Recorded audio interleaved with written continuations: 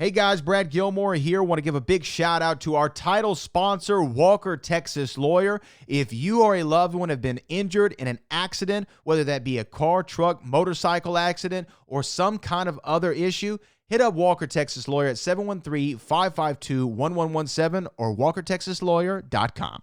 Oh, Brad, what have you done now? Broadcasting live from Houston, Texas, and around the world. TV host, best-selling author, and radio personality Brad Gilmore brings you a collection of conversations with stars from movies. Matthew McConaughey. Brad Gilmore. Mark Wahlberg. Hey, how are you? The legendary Mr. Christopher Lloyd. Christopher, how we doing? I'm doing good. Great introduction. Jessica Alba and Lizzie Mathis. Ladies, thank you so much for joining me. Thank you. Kevin Costner joins us. Thank you so much. Thank you. Television. Jimmy Fallon joins us this morning. Jimmy, how you doing, my friend? Good morning. Thank you so much, Brad, for having me. I appreciate this, bud. Kelly Ripa. Brad, thank you for having me. Comedy. Jay Leno joins us. Jay, how you doing? Hey, Brad, what's going on? Chris Tucker is in the building. Chris Tucker, good morning to you. Hey, Brad, and good morning to you. How are you? George Lopez joins us right now. George, how are you doing, sir? Good morning.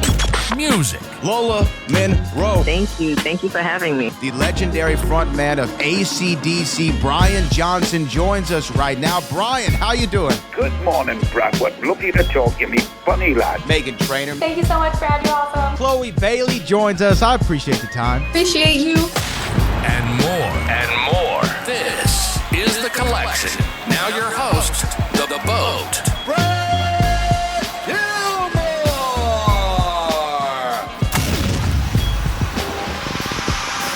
Well, she joined me right now. This woman is an icon, to say the very least. You've seen her entertain us through the television screen for a number of years, and now she's lending her famous voice to the new album, Reagan, songs inspired from the film, with the song I Knew It Would Be You with Claude Kelly. Is the one and only Kathryn Lee Gifford. Kathryn Lee, good morning to you. Thank you so much for taking the time. Oh, my pleasure, Brad. Thank you for having me. Yeah, this was a fun project. The producer of the Reagan movie, which, by the way, I really suggest people see, if for no other reason, but Dennis Quaid's performance as Ronald Reagan is amazing. And more than ever, the movie's a love story. So he asked me to write a song for the movie, and I sat down with a friend of mine that I was writing a lot of songs with at the time, Richard Spitz, and usually Richard and I could write a song like in 5 minutes. That just came to us. And whether it was a lyric that came to me or a melody that came with it, we just start from there. But this particular time, for whatever reason, we're thinking, we're not getting something that we both love. So it dawned on me. I said, Richard, it's because we've already written the song. And he goes, what? I said, the first song we had ever written was called I Knew It Would Be You. It's just a cinematic, sweeping kind of love song, romantic. And I said, why don't we make it into a duet? Because it was written as a solo. And so that's what we did. I sang the Nancy part. We got our friend Claude to sing Ronnie's part.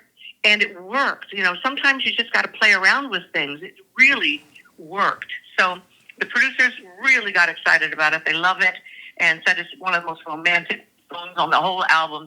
And there's all kinds of different kinds of songs on the record. But this one is capturing people's hearts, I think.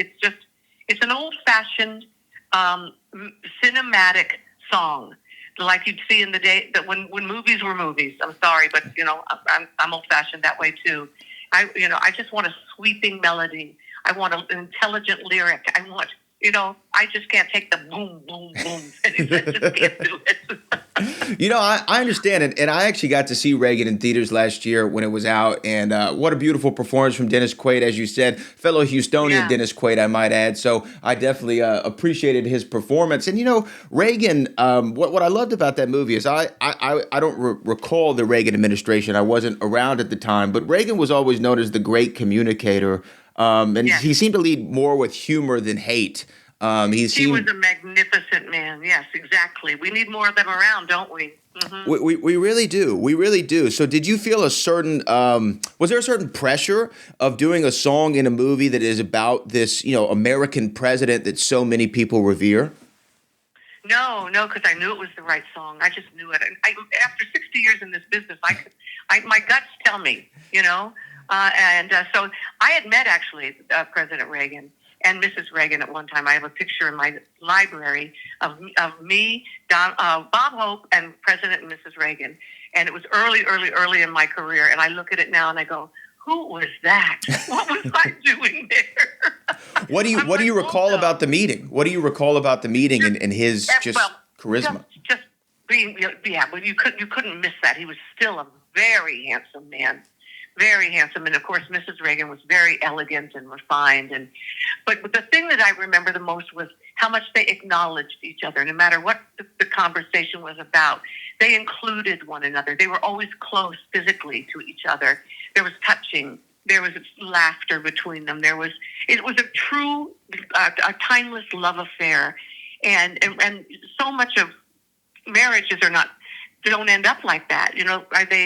Ronald Reagan was divorced, so was Nancy before they found each other. And so the lyrics, especially on this song, goes, I didn't know what your name would be, or if your eyes would be brown or blue. We don't know. But you know that when you meet that person, you're going to know. I knew it would be you. See, it's that kind of thing. And you'd have to listen to it to see what I'm talking about. But I think it worked. I know it worked. I'm hearing from people all over the place. The record just came out. So it's getting a wonderful reaction. I'm so happy to have been a part of it. Just thrilled to be a part of it. Obviously, music's always been a big part of your career. People know you from your television work as well. The music, though, it seems like you have the biggest passion for it. And I feel like in the same way that Reagan was a great communicator, so is music. And music is probably the most uniting force we have as far as the arts go. I mean, everybody can get behind a song no matter where you come from. Do you feel that as well? Is that why you have such a passion for music itself? Well, music is the universal language. Yes, you can hear something in a completely different language and understand what they're singing about. It's real music, if you know what I'm saying. And I love that. I have recorded in French a couple of times. I've I've recorded in silly voices for Disney movies. I mean, I just love doing it all. But the music. Love of music comes from my father was a jazz saxophonist when he was younger, and he had 3 jobs. Every day he woke up, he had 3 jobs to do, and he taught me an incredible work ethic. My mom was at that time, 3 young kids, and she was selling eggs door to door. She had a beautiful soprano voice, and we'd sing songs all the time. I would learn how to sing by standing on a toilet with a hairbrush and looking in the mirror and trying to hit all those Barbra Streisand notes. And of course, I was rarely successful. But the love of music came from, many sources. But it's been a profound influence on my life, for sure. And I wrote the soundtrack. You probably know our sweet friend Brett James just was killed in Brett, who wrote Jesus Take the Wheel and so many others. But I was so privileged to write the soundtrack to a movie that I had written for my friend, it's called We Don't Have Time to. Then Came You, and we shot the movie in the Highlands of Scotland, but I was coming to Nashville all the time to work on that entire soundtrack with Brad. So that's the kind of stuff that floats my boat, baby. I get to work with the most talented people in the world. I get to go on location and work with fantastic leading men like Craig Ferguson. I'm a pig in mud, totally. I just am. And I can do it all on my own schedule now. That's the difference from being on television every single day for 35 years? I don't know.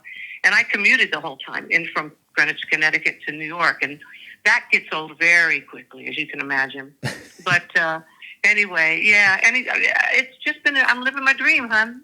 Well, I mean, look, you definitely are living the dream, and I know you lead with your faith and your love and your passions. But I want to ask you this because I'm sure obviously people bring up your incredible television career before, but one of my guilty pleasures, Kathie Lee, and I'll be honest with you, is going on YouTube and watching you and Regis interview old professional wrestlers from the 90s. I'm talking about Hulk Hogan, Ric Flair, Ultimate Warrior, The Undertaker. You had them all, and I always loved y'all's interactions with pro wrestlers for whatever reason. It always interests me. What do you remember about when those wrestlers would come on? Oh, I would hate it, and Regis would love it. Rick Rude. There was one called Rude. Yeah, Rick Rude. He was chasing me all over the studio. Frank's watching from home. I'm pregnant with our first child, and he wants to jump through the television and take him out, because he didn't. Because I was jumping over. I didn't want that man touching me. So, would have made for great television. And that's what I loved about working with Regis. He was fearless.